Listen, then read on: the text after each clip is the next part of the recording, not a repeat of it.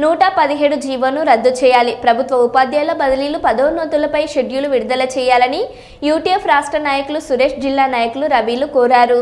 ఈ రోజు కర్నూలు కలెక్టరేట్ కార్యాలయంలోని జిల్లా విద్యాశాఖ కార్యాలయం ఎదుట 117 జీవోను రద్దు చేయాలని ధర్నా చేశారు. ఈ సందర్భంగా సురేష్, రవిలు మాట్లాడుతూ ప్రతి తరగతి గదికి ఒక ఉపాధ్యాయుని నియమించాలని, ఎస్సీఏలను యూపీ స్కూళ్లలో కొనసాగించాలని డిమాండ్ చేశారు. రావాల్సినటువంటి అవసరం ఉంది. ఇప్పుడు దాదాపు మన జిల్లాలో, ఉమ్మడి జిల్లాలో కాకుండా రకరకాలైనటువంటి ఏర్పాటు చేయడం వల్ల స్కూల్ అసిస్టెంట్లు 4000 దాకా, 4630 దాకా మిగులుతున్నారు. ప్రభుత్వము ఇమీడియట్ గా ఒక ఎత్తుగడ వేసింది, రద్దు చేసి మున్సిపాలిటీలు ఇవ్వడానికి చేస్తున్నటువంటి ఒక ఎత్తుగడ.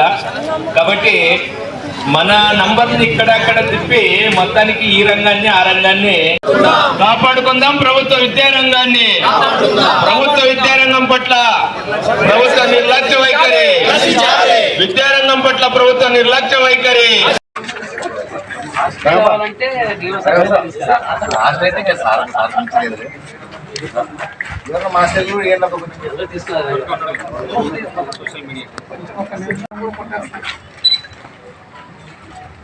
ఆ 117 ప్రత్యామ్నాయంగానే దాని ప్రకారంగానే ఈరోజు ఈ విద్యా వ్యవస్థలో సంస్కరణలు తీసుకురావడం జరుగుతుంది ఈ ప్రభుత్వం.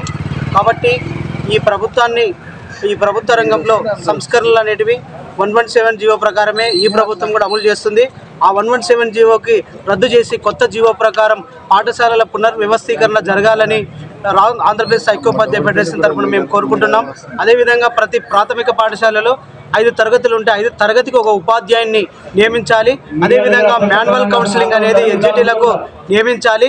అదేవిధంగా ఏదైతే సమాంతర మీడియం హై స్కూళ్ళలో సమాంతర మీడియాన్ని కొనసాగించాలి.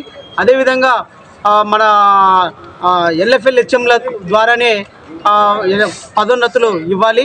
ఎస్జిటీలకు ఎల్ఎఫ్ఎల్ హెచ్ఎం ద్వారానే పదోన్నతులు అనేది ఇవ్వాలి.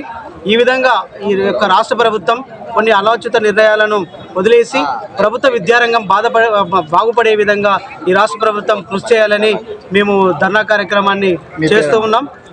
నా పేరు నవీన్ పాటిల్, జిల్లా ప్రధాన కార్యదర్శి. అన్ని జిల్లాల డిఓ ఆఫీస్ ఎదుట చేస్తున్నటువంటి నిరసన కార్యక్రమం ప్రధానంగా ఏమంటే బదిలీలు పదోన్నతులకు జీవోకు వెంటనే విడుదల చేయాలని, ఏవైతే సీనియారిటీ లిస్టులు పాటిస్తున్నారో అవి అసంబద్ధంగా ఉన్నాయి, కరెక్ట్గా లేవు, వాటన్నిటినీ కరెక్ట్ చేయాలని, ముఖ్యంగా ప్రభుత్వం తీసుకుంటున్న నిమిషానికి ఒక వాయిస్ 117 జీవో రద్దు చేశాము అన్నారు.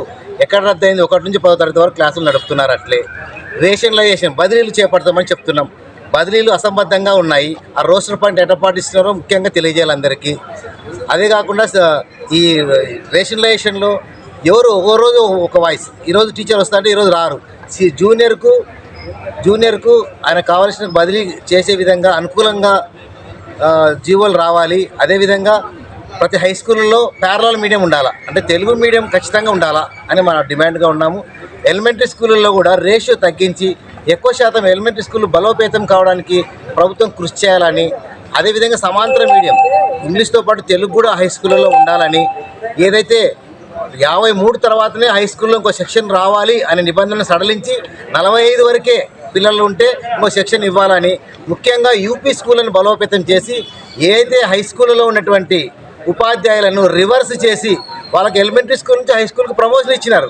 కానీ ఈరోజు ఏం చేస్తున్నారు? వాటి నుంచి మళ్ళీ రివర్స్గా ఎలిమెంటరీ స్కూల్ హెచ్ఎంగా మీరు వెళ్ళండి అంటున్నారు. అటువంటి చర్యలు చేపట్టకుండా యూపీ స్కూళ్ళనే స్కూల్ అసిస్టెంట్స్ ఉండే విధంగా యూపీ స్కూళ్లను ఎడ్జిటీల నుంచి కాకుండా హై స్కూల్ టీచర్లతో నింపాలని ప్రధానంగా కోరుకుంటున్నాం. ఇవన్నీ డిమాండ్లతో మేము ఈరోజు నిరసన కార్యక్రమం చేపట్టడం, దీన్ని విజయవంతం జరిగింది.